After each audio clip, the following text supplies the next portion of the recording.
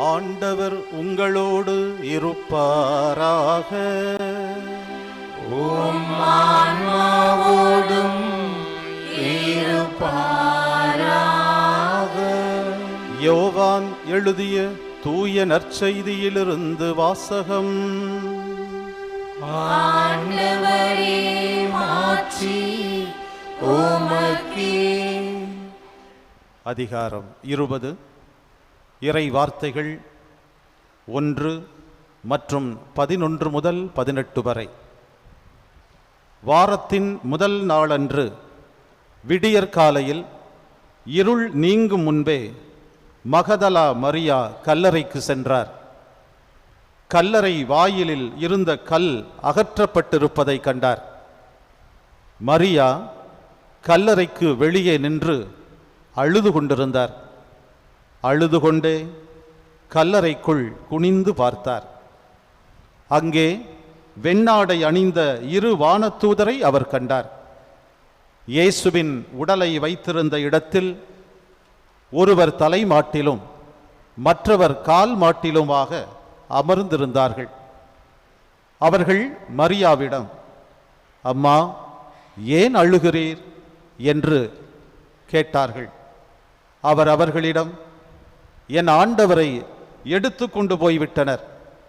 அவரை எங்கே வைத்தனரோ எனக்கு தெரியவில்லை என்றார். இப்படி சொல்லிவிட்டு அவர் திரும்பி பார்த்தபோது இயேசு நிற்பதை கண்டார். ஆனால் அங்கு நிற்பவர் இயேசு என்று அவர் அறிந்து கொள்ளவில்லை. இயேசு அவரிடம், ஏனம்மா அழுகிறாய்? யாரை தேடுகிறாய் என்று கேட்டார். மரியா அவரை தோட்டக்காரர் என்று நினைத்து அவரிடம், ஐயா, நீர் அவரை தூக்கி கொண்டு போயிருந்தால் எங்கே வைத்தீர் என சொல்லும், நான் அவரை எடுத்துச் செல்வேன் என்றார். இயேசு அவரிடம், மரியா என்றார். மரியா திரும்பி பார்த்து ரபூனி என்றார். இந்த எபிரேய சொல்லுக்கு போதகரே என்பது பொருள். இயேசு அவரிடம், என்னை இப்படி பற்றி கொள்ளாதே. நான் என் தந்தையிடம் இன்னும் செல்லவில்லை.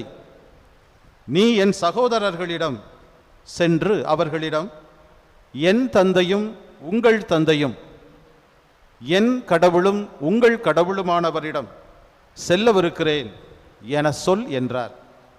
மகதலா மரியா சீடரிடம் சென்று, நான் ஆண்டவரை கண்டேன் என்றார். தம்மிடம் இயேசு கூறியவற்றையும் அவர்களிடம் சொன்னார். ஆண்டவரின் அருள்வாக்கு.